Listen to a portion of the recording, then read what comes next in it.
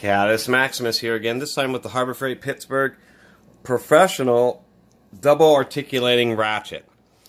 Flex head ratchet. So they have this ratchet on the shelf, and what got me interested is I've seen other double flexes, and I kind of wanted a little bit nicer one than the Harbor Freight, but the Harbor Freights aren't bad. The biggest thing is they have anvils and ratchet mechanisms that actually seem to hold up, although they're not the thickest. It does turn out that when you have the quick release, that little hole drilled in the middle does make the anvil a little bit weaker, but it's still fine. This will still take over 200 foot-pounds of torque.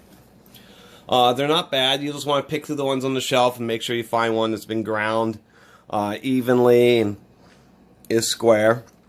But what really sold me on these was reading a post where somebody mentioned that you can buy the double articulating, buy two of them, and then use parts from one to make a triple articulating ratchet. So it can bend, as you can see. This is the easiest way to show it. Ow!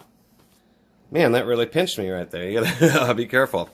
So you can obviously make it go into a square, which is kind of, this wouldn't be a very useful shape.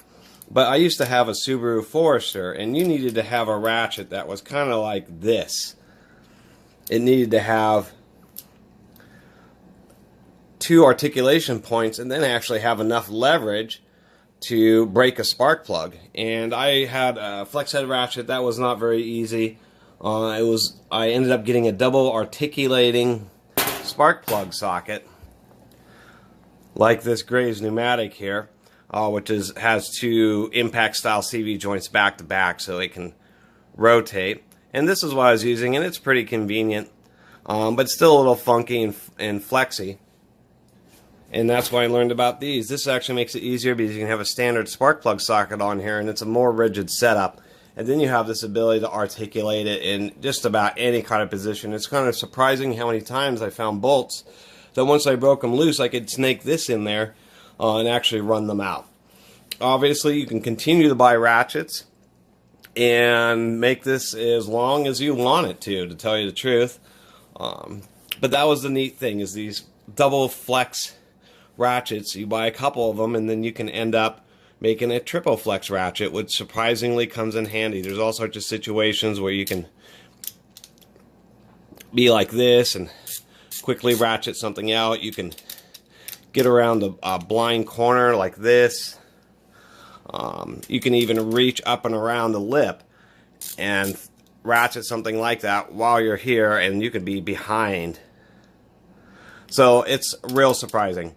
And I'm actually pretty happy with it, and it's held up so far. I recommend, of course, opening this up, blowing out with air, and oiling it often. That's the biggest thing about these. It turns out they have fine teeth, and they work, and they hold up, but soon as like little flakes of metal start building up in the teeth, then they'll want to slip and strip.